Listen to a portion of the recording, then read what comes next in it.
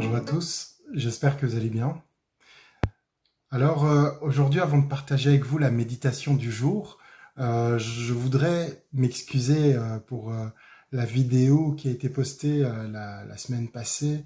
Voilà, la qualité, elle était pas top, le son était pas top, mais voilà, ça a été un peu enregistré rapidement, on va dire, à notre assemblée. Et voilà, je tenais vraiment à m'excuser pour le son, la qualité, et voilà, on essaye toujours de s'améliorer et j'espère que voilà, on va pouvoir euh, ne plus faire ce genre d'erreur. Voilà, donc excusez-moi, excusez-nous encore une fois pour la qualité et le son de la vidéo de la semaine passée. On va essayer de faire mieux cette semaine. Voilà, pour revenir à la méditation du jour, je m'en cache pas. Malachie, c'est un de mes livres préférés, et pas uniquement parce qu'il est petit et facile à lire, hein, c'est aussi, j'aime bien le thème qui est abordé. Si on regarde le livre en entier, on peut lire, et on lit, on y trouve dedans un peuple qui ne vit plus une relation sincère avec Dieu. Un peuple qui ne vit plus sous la grâce de Dieu. Un peuple qui continuellement se demande où est la main de Dieu, celle qui libère, celle qui bénit, celle qui rend fort. Et alors que le peuple de Dieu se pose ces questions-là, le prophète Malachie énonce clairement la réponse que Dieu donne à ses enfants. Et on peut la lire dans Malachie, chapitre 3, verset 7. Dès l'époque de vos ancêtres, vous vous êtes écartés de mes prescriptions. Vous ne les avez pas respectées. Revenez à moi, et je reviendrai à vous, dit l'Éternel, le Maître de l'univers. Et vous dites, en quoi devons-nous revenir ? C'est vraiment un passage que j'affectionne particulièrement, quand Dieu dit à son peuple, revenez à moi, et je reviendrai à vous. Alors, ici, bien sûr, le texte parle à l'époque de Malachie. Le peuple n'était plus soumis à Dieu. Et malgré qu'il criait après le Seigneur, recherchant uniquement sa bénédiction, ça me fait penser un peu à... c'est un exemple, c'est comme si, pour mon anniversaire, j'exige un cadeau d'une personne que je ne veux pas inviter à ma fête. Le peuple de Dieu agit un peu de la sorte, et souvent on agit de la sorte avec Dieu. Le peuple de Dieu, et aujourd'hui encore, hein, recherche constamment les bénédictions du Seigneur.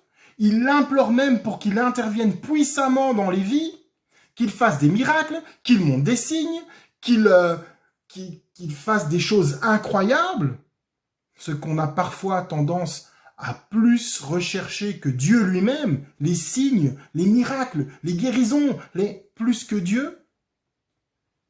Et alors que le peuple est dans cette dynamique de crier à Dieu, paradoxalement, le peuple de Dieu n'est pas fidèle et il n'est pas prêt à obéir.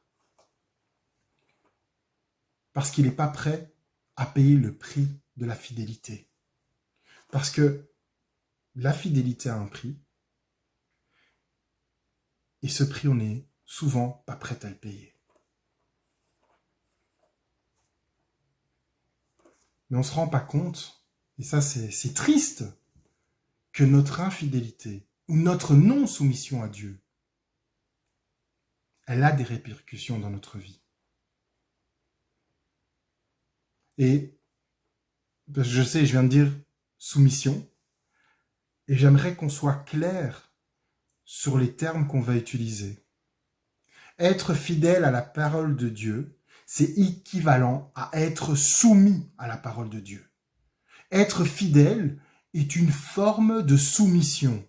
Et je sais qu'aujourd'hui, le terme soumission est un terme qui est souvent utilisé de manière péjorative. Mais, et ça c'est un exemple, en tant que citoyen d'un pays, je suis soumis à la loi du pays où je vis. Et c'est totalement normal. Je respecte et je me soumets à la loi du pays. Celui qui ne se soumet pas à la loi du pays où il vit est un hors-la-loi. Si maintenant je prends dans le dictionnaire la définition du mot soumission, fait de soumettre, d'être soumis à une autorité, une loi. Attitude d'une personne soumise, synonyme obéissance. La soumission, a comme synonyme obéissance. Et j'ai encore trouvé une autre définition, et celle-là je l'aime particulièrement. Donc la soumission, c'est l'action de se soumettre, d'accepter une autorité contre laquelle on a lutté, faire acte de soumission. Et ça m'a fait penser un peu à notre vie avec Dieu. Accepter une autorité contre laquelle on a lutté. Nous sommes tous, par nature, pécheurs. Et cette nature pécheresse, elle lutte constamment contre l'Esprit de Dieu. D'ailleurs, notre conversion a dû être une lutte entre notre nature corrompue et l'Esprit de Dieu agissant dans notre vie. Nous avons lutté contre Dieu. Et ça me fait penser à l'image de Jacob qui a lutté contre Dieu. Après cette lutte, Jacob est rentré dans une nouvelle dimension spirituelle, car à la fin du combat, il s'est soumis. Il n'était plus Jacob, qui veut dire celui qui prend par le talon, celui qui supplante, mais il est devenu Israël, qui veut dire lutteur avec Dieu. Après cette lutte avec Dieu, Jacob est entré dans une dimension spirituelle que Dieu avait prévue pour lui. Il est devenu l'homme qu'on connaît tous, le Père de la nation. On dit bien sûr le Dieu d'Abraham, Isaac et Jacob. Mais Jacob, maintenant, s'est fait après cette lutte avec Dieu, s'est fait appeler par Dieu Israël. Et on dit bien le peuple d'Israël. Il est devenu le Père de la nation. La conclusion est que la lutte contre Dieu ne reste pas sans conséquence. Notre lutte, celle de notre nature pécheresse contre le Seigneur, ne reste pas sans conséquence. Dieu bénit. Alors bien sûr, il gagne, mais il bénit. Notre nature pécheresse lutte constamment contre Dieu. Mais Dieu gagne. Et Dieu gagne, Dieu bénit. Dieu bénit ses enfants. Ceux qui se soumettent à lui, à sa parole, à son esprit. J'ai envie de prendre comme exemple Jésus, l'exemple parfait. Alors que Jésus, après son baptême, a été transporté par l'Esprit dans le désert pendant 40 jours afin d'y être tenté. Jésus n'a pas arrêté de se soumettre à Dieu, n'a pas arrêté de se soumettre à sa parole, à son esprit. Et comme preuve, on peut lire dans les évangiles la façon dont il répond à Satan. Ce sont des réponses de soumission à la parole, de soumission à Dieu. Mais alors que la parole dit que Jésus a été conduit dans le désert par l'Esprit, elle nous dit aussi, après cette soumission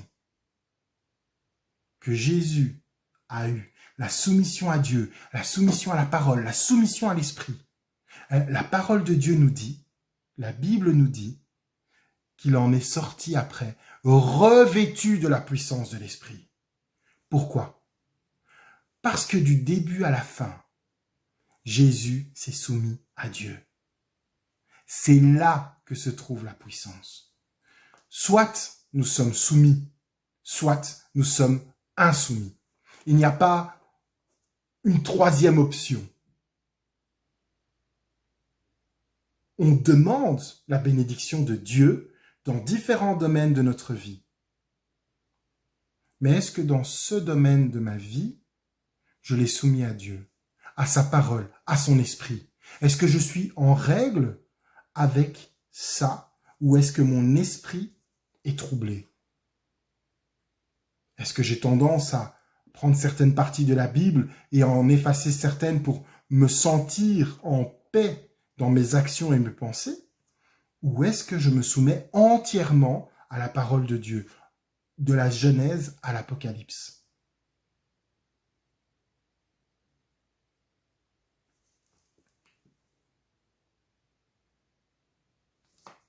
J'avais envie d'expliquer un peu comment moi j'ai compris le livre de Malachie, le petit livre. Et franchement, je vous conseille vraiment de le lire en entier. C'est voilà, moi-même en plusieurs fois, mais voilà, c'est un petit livre, il est facile à lire. C'est voilà, c'est le dernier livre de l'Ancien Testament. Et entre ce livre-là et les évangiles, il y a 400 ans où Dieu ne parle plus à son peuple. Et voilà, vraiment, c'est vraiment un livre que je trouve intéressant. Mais Malachie, moi, je l'ai un peu compris, voilà, comme ça. Et ça engage que moi. Mon enfant, reviens vers moi sincèrement. Reviens vers moi sincèrement par amour. Et moi, je reviendrai vers toi.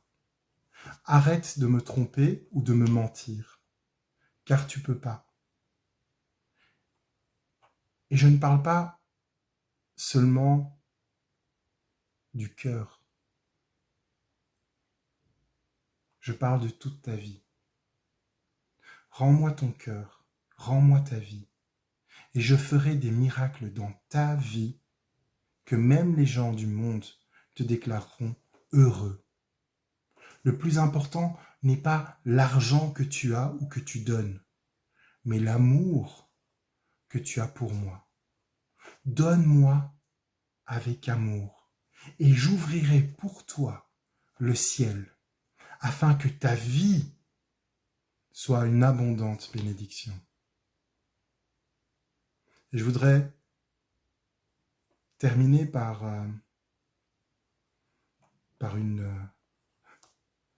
une question. Est-ce que vous avez déjà expérimenté la fidélité de Dieu dans votre vie?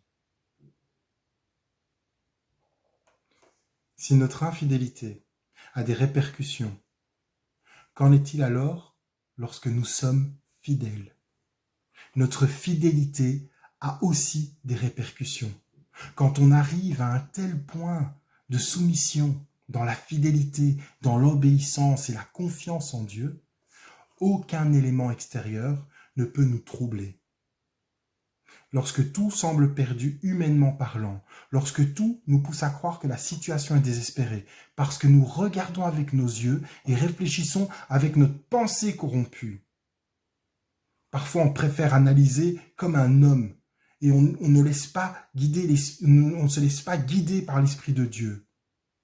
Notre état de pécheur n'est pas en lien avec notre obéissance ou notre désobéissance. Notre désobéissance est en lien avec le fait qu'on agit volontairement en contradiction avec la parole de Dieu.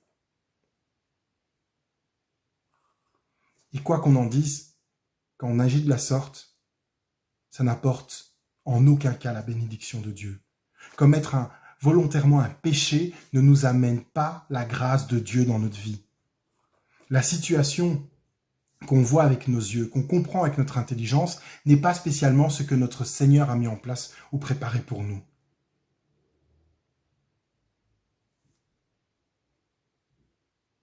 Restons fidèles, parce que Dieu rétablit toujours ceux qui lui restent soumis et fidèles.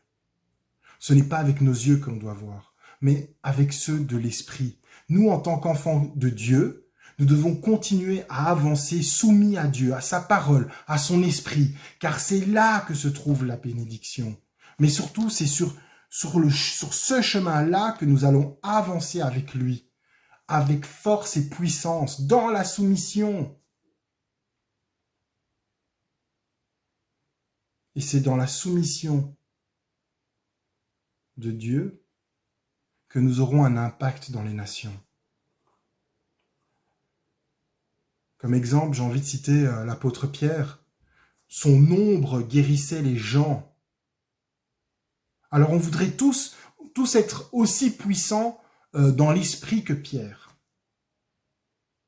Mais quelle était sa relation avec Dieu? Si l'Église de nos jours a perdu son impact, ne devrait-elle pas se poser la bonne question?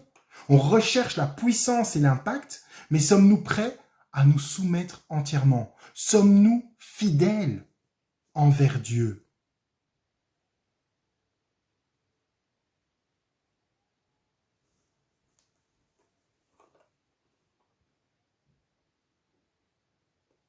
Et ça, c'est à vous de répondre. Comment croyez-vous que Dieu bénit son peuple? Est-ce dans la soumission ou la désobéissance?